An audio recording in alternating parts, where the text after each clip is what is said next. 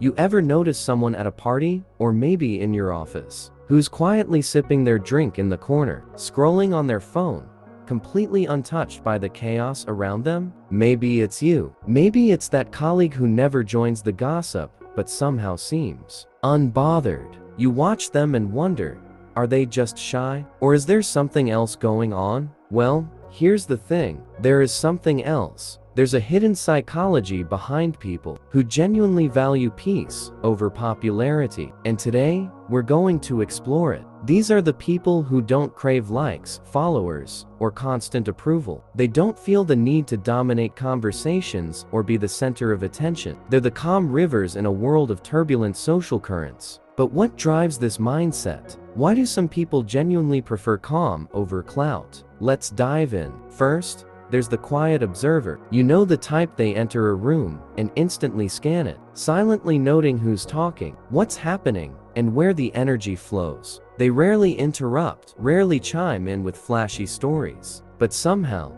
they always notice what others miss. Psychologically, these people are highly aware of social dynamics. They value harmony because conflict is draining. For them, maintaining peace isn't about avoiding people, it's about protecting their own energy. Maybe it's you. Maybe it's someone you know who always leaves a group chat feeling drained rather than fulfilled. Then there's the selective participant. This is the friend who says yes to exactly what feels right and no to the rest without guilt. You might notice they decline loud gatherings or avoid the popular crowd, not out of fear, but out of choice. Their psychology? They understand their limits and know that overcommitting to social expectations comes at the cost of inner calm. They value depth over breadth, and they've learned that being widely known doesn't equal being fulfilled. If you recognize this in yourself, it might explain why you prefer one meaningful conversation over 10 surface-level interactions. Next, we meet the internal anchor. These people seem almost impervious to social drama. When office politics heat up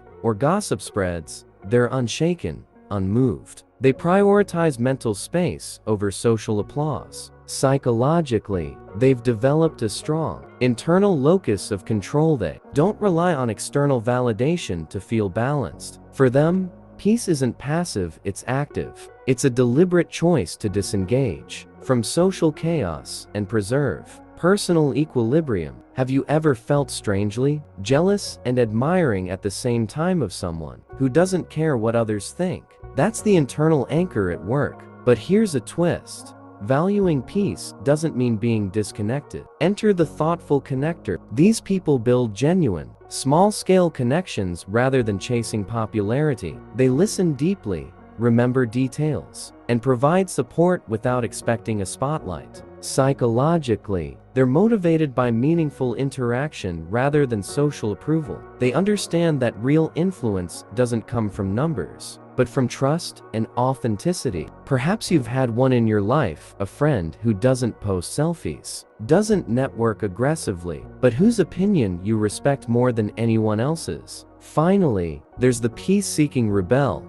Unlike quiet observers who blend in, these individuals actively resist social pressures. They might refuse invitations to trend-driven events, opt out of cliques, or simply ignore social hierarchies. Psychologically, they're asserting autonomy. For them, peace isn't just a preference, it's a statement. It's a subtle rebellion against the constant hustle for attention. Maybe you've been this person yourself, shrugging off what everyone else is doing, and feeling an odd liberation in saying no.